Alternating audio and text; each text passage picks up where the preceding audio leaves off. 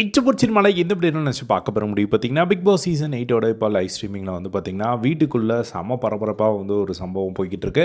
இந்த conveyor belt task செங்கல் டாஸ்கில் வந்து பார்த்திங்கன்னா பிக் பாஸ் வந்து சொல்லிட்டாரு, இன்னும் 2 ரவுண்டு தான், 2 ரவுண்ட் முடியும் போது யாரோட கல் கம்மியாக இருக்கும் அவங்க வந்து அவுட் அப்படின்னு சொல்லி. இப்போ ஹவுஸ்மேட்ஸ் வந்து பார்த்திங்கன்னா கன்வேயர் பெல்ட்லேருந்து வருது செங்கல்லாம் வந்து எடுத்துகிட்டு போய் வைக்கிறாங்க. அப்போது வந்து பார்த்திங்கன்னா கொஞ்ச நேரம் அப்படியே எல்லாருமே சும்மா இருக்காங்க. அதுக்கப்புறம் ஃபர்ஸ்ட் அருண் வந்து டக்குன்னு ஸ்டார்ட் பண்ணுறாரு அந்த கேமை. அது வந்து அப்படியே இஷ்டத்துக்கு என்னென்னமோ ஆயிடுச்சு. ஒரு பக்கம் பவித்ரா வந்து மஞ்சரி காலை கடிச்சு விட்டுக்கிறாங்க. இன்னொரு பக்கம் ஜாக்லினையும் வந்து கடிக்க போகிறாங்க பவித்ரா.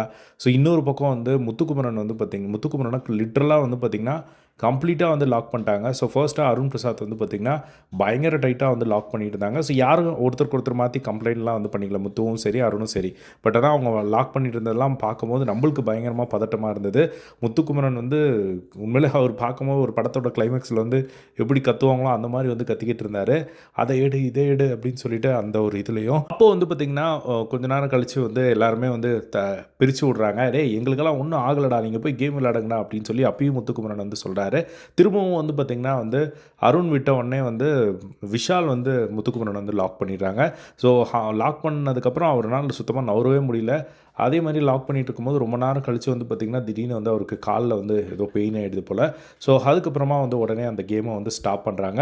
ஸ்டாப் பண்ணதுக்கப்புறமா வந்து எல்லாருமே வந்து டிஸ்கஸ் பண்ணுறாங்க. ஒரு பக்கம் வந்து பவித்ரா கடித்ததை பற்றி வந்து டிஸ்கஸ் பண்ணுறாங்க. பவித்ரா என்ன சொல்கிறாங்க அப்படின்னா வந்து, நீங்கள் கடிக்கிற என்ன, நான் கடித்ததுக்கப்புறம் நான் என்ன பண்ண முடியும், என்னால் வந்து அதாவது என்னையும் தான் வந்து எல்லோரும் ஹோல்ட் பண்ணுறீங்க, அப்போ என்னால் என்ன பண்ணுறதுனே தெரியல, அதனால தான் நான் கடித்தேன் அப்படிங்கிற மாதிரி அவங்க ஒரு விளக்கம் கொடுக்குறாங்க.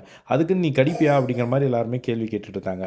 ஸோ பவித்ராவுக்கு என்ன பண்ணுறதுன்னு தெரியாமல் அவங்க கடிச்சு விட்டாங்க போல், நல்லாவே கடிச்சு விட்டாங்க போல். அதுக்கப்புறம் இந்த சைடு வந்து பார்த்திங்கன்னா முத்துக்குமரன் அவங்க யாரும் அந்த சைடு எதுவும் கம்ப்ளைண்ட் பண்ணல. பட் இப்போ அந்த ஒரு கேமில் பயங்கர கொலாப்ஸு. ஸோ இஷ்டத்துக்கு ஒரு பக்கம் ரஞ்சித் சார் வந்து சௌந்தர்யாவை தூக்கி போடுறாங்க அந்த சைடு, இன்னொரு பக்கம் ரயான் வந்து போயிட்டு ரயானை வந்து ஃபுல்லாக ஹோல்ட் பண்ணி வைக்கிறாங்க. ஸோ இந்த மாதிரி மாற்றி மாற்றி மாற்றி பெரிய சம்பவங்கள் வந்து போய்கிட்டு இருக்கு. ஸோ இப்போது அந்த கேமை முத்துக்குமரனுக்கு காலில் அடிபட்டனால ஹோல்ட் பண்ணி வச்சுருக்காங்க. ஸோ ஃபர்தராக இது எப்படி போகுது அப்படிங்கிறத வெயிட் பண்ணி வந்து பார்க்கலாம். இதே மாதிரி எல்லா பிக் பாஸ் அப்டேட்ஸும் தெரிஞ்சுக்க நம்மளோட சேனலை சப்ஸ்கிரைப் பண்ணி சப்போர்ட் பண்ணுங்கள். தேங்க்ஸ் ஃபார் வாட்சிங். பை.